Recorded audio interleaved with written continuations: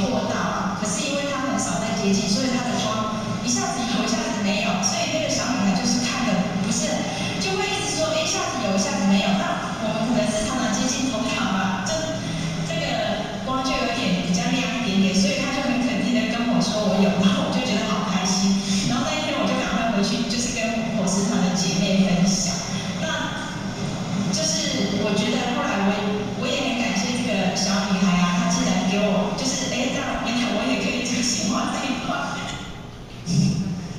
张老师很天真的一个人啊。好，我就举个例子就好了啊。这个领奖领坛主，有些外面当点燃师的、当讲师坛主的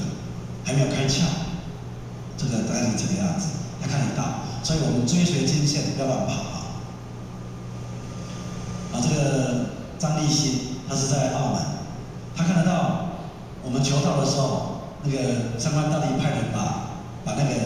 表文接走，这都是千真万确的，这是张立新，还度了很多人在